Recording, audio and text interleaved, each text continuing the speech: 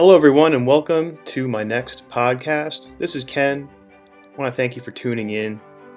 I had a follow up here from my last podcast I put out in January.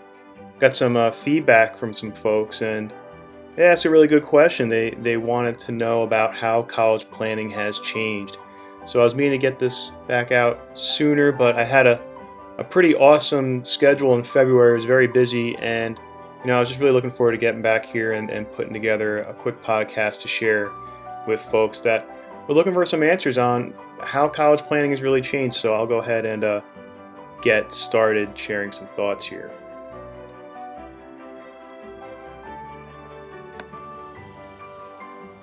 So I think to get an idea of where we're going, it's usually a good idea to take a look back and see where we've been. And I think the biggest, most obvious change in college planning is the sheer cost of higher education today.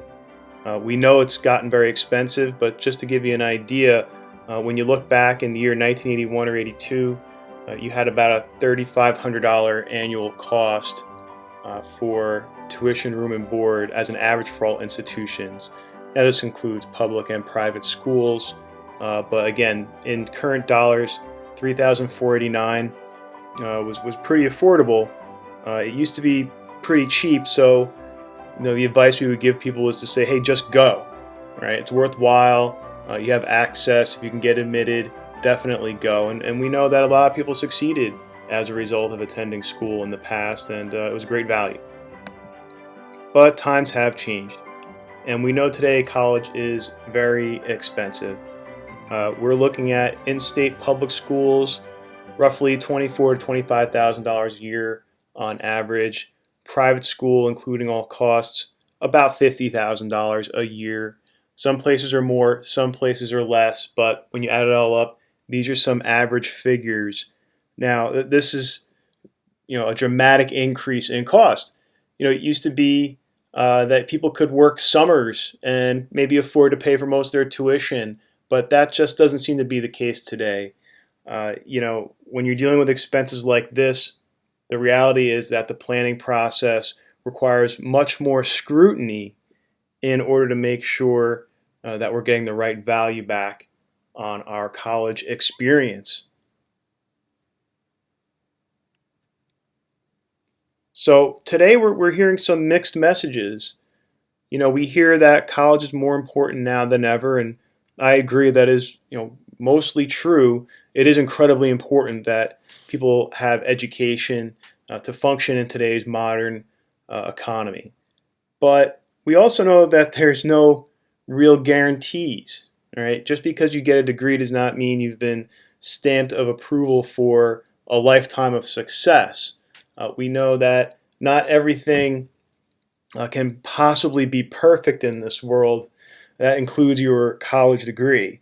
So we're really kind of left with a lot more work that has to be put into planning to make sure, again, that you're getting the best value out of the experience you have. And why has all this happened? Well, we're living in a new economy, and work has changed rapidly. You can look back just a few years, even when, in the 1990s, we had dial-up modems. And since then, how much has changed? High-speed internet to laptops being everywhere to now smartphones basically have all the power that you need in a computing device that fits in the palm of your hand. So there's all these new skills, there's all this new development, there's all these new industries. Many old industries have gone away while other ones have been built up. So with all this change in the economy, the value of the degree has also shifted. We have to make sure that we're choosing the right majors that can lead towards employment goals, or at least get us the experience that we need to be able to pivot into new career opportunities as they arrive. So good college planning today really needs to consider the why. Why is it that you're attending school? Now, when you talk to folks about this topic, you might get different responses, but one of the big ones is to pursue the worthwhile goal of education. And that's an academic goal. It's definitely a noble goal. It's a good thing to become educated and aware of the world around you and to learn some things. But there's also more to it. A lot of people, they want to get educated, but the end goal really is to find gainful employment after graduation, right? or to meet new people. So those are different aspects of higher education. It's a social component. You're going out there to meet lots of people, and you want to know that you can find a career for yourself, especially if you're, spending a lot of money and time trying to get through a program.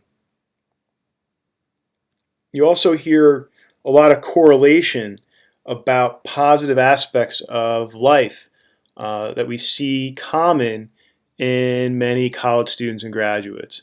College Board put together some interesting statistics that show that college education increases the chance that adults will move up in the socioeconomic ladder and reduces the chance that adults will rely on public assistance.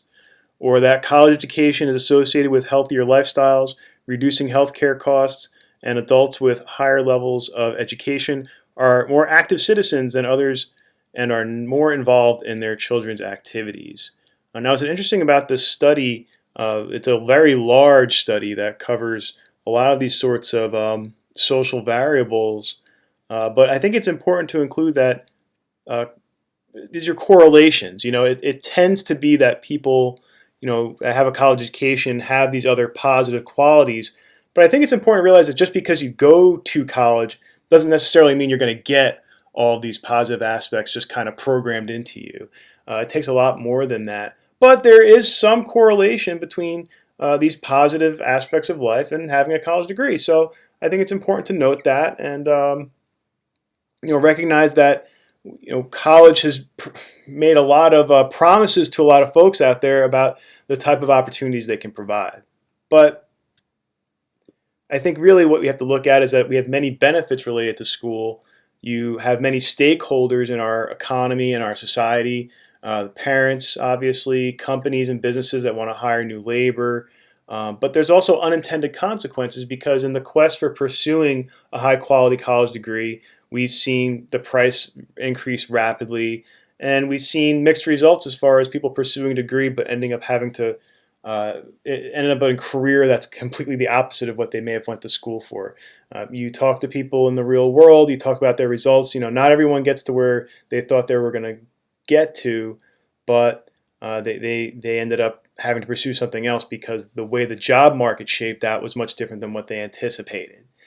So not everyone uses a degree exactly as they thought it would turn out.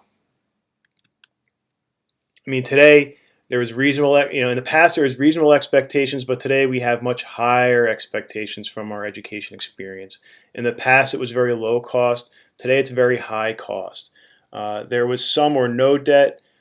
Today, some students might expect to go high into debt. If you're pursuing a medical degree and you don't have a scholarship or a way to pay for it privately, you're going to end up turning to student loan debt, and that's become a major issue for folks trying to pay it all back.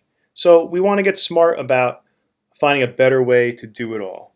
We see there's real changes happening out there, so let's adjust our sails. First things first, stop worrying and start thinking. I think really what it comes down to is that higher education has a lot of value. There's over 4,000 institutions of higher education out there. The question is what's valuable to you and how much of a cost are you willing to pay? I think when you're a little more pragmatic about it, you're going to start looking ahead and you're going to realize that there's many different options out there. And there's opportunities to cover college costs with scholarships, grants, and other methods that maybe should take some of the pressure off the process. There's pricing mechanisms attached to every school so you can clearly see how much it's going to cost. And you're going to know based on financial aid eligibility and scholarships how much you'd have to pay out of pocket. So maybe if you're just thinking a little more pragmatically about it, you can find a way to spend less on what you don't need and focus on what it is you're looking for. That means you're getting focused on what type of job opportunities you're going to have as a result of the degree, what type of internships you need to apply for while you're completing your degree, and what are some other ways that you can network your way through your school's community in order to find the opportunities you're looking for after graduation. So when you sum it all up, college planning has really changed as a result of the change in the economy and the change of our college expectations. If you're approaching the planning process, you want to make sure that you're getting a good deal for the money you're paying and that's worthwhile. Of course, nothing's perfect, but at least today we're acknowledging that it's about the right fit and it's about affordability. And we're acknowledging that if you're taking out a lot of student loans to pursue a degree, you're going to want to think twice, as there is some risk there. You do ultimately have to pay these debts back, and if you're taking an excessive amount out, it has to be towards a degree that can, create income. And if your degree program is not really in a position to do all that for you, then maybe take a step back. Don't sweat it. Just think twice, think 3 times, and be pragmatic.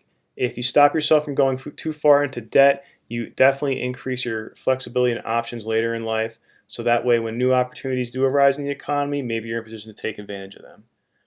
So that's what my perspective is on how college planning has changed. I hope that helps out. I'm looking forward to putting together some more videos like this as we grow this channel out and start answering more questions from folks that listen. So I really appreciate your feedback. I'm pretty new to this. I'm just putting together some PowerPoint slides to help people along. And I really want to help people out. So you can email me at kennethjamesllp@gmail.com, and would love to hear from you. I definitely think I could probably be some assistance if you have any questions about your college plans. Thank you so much and have a great day.